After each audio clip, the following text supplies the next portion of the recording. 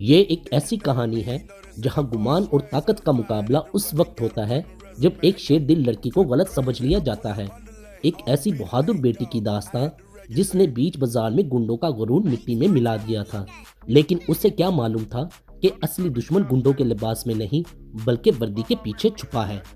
जोया, जो दिखने में एक आम सी लड़की थी, वो शाम के वक्त घर का कुछ सामान लेने बाजार निकली। उसने हल्के रंग का सूट पहना हुआ था और हमेशा की तरह अपनी धुन में मगन थी।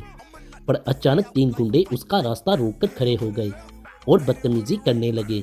एक गुंडे ने कहा, अकेली कहाँ जा रही हो जान?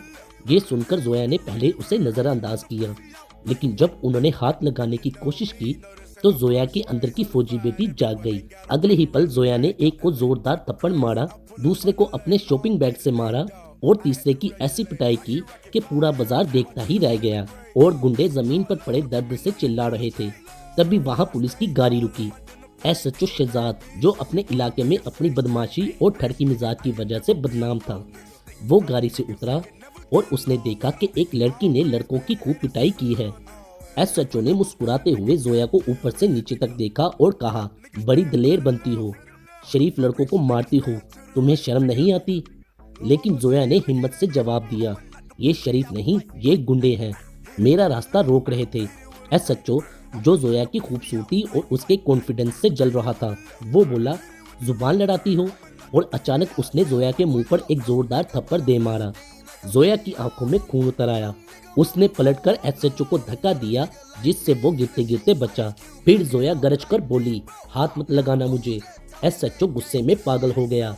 इसे गाड़ी में डालो, थाने ले जाकर इसकी सारी गर्मी निकालता हूँ। थाने ले जाकर जोया को एक अंधेरे कमरे में रखा गया। एसएचओ ने उसका फोन छीनकर साइड पर रख दिया और उस पर तंज करने लगा, यहाँ तुम्हारी कोई नहीं सुनेगा। अब बताओ, कितनी बहादुर हो तुम? उसने जोया पर तशद्दुद करने की कोशिश की और उसे डराने के लिए डंडा भी उठा लिया।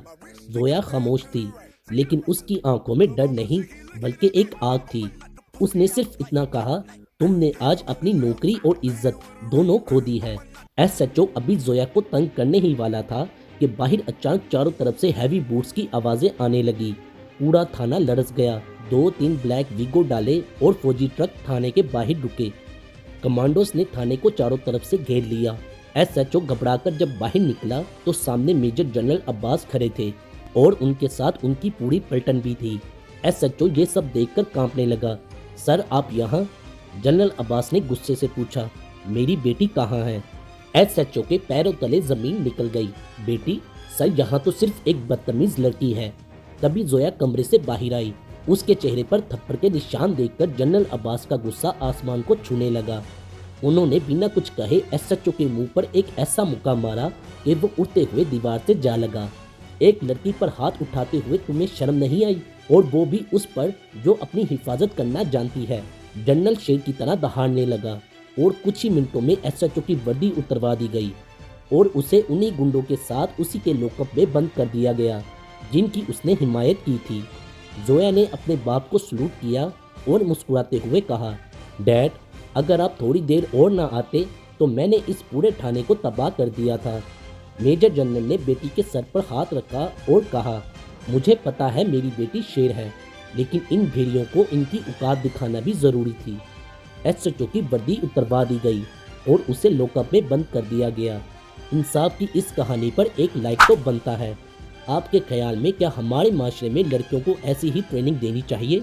अपनी राय कमेंट करें और इस वीडियो को दोस्तों के साथ शेयर करें और चैनल को सब्सक्राइब करना ना भूलें।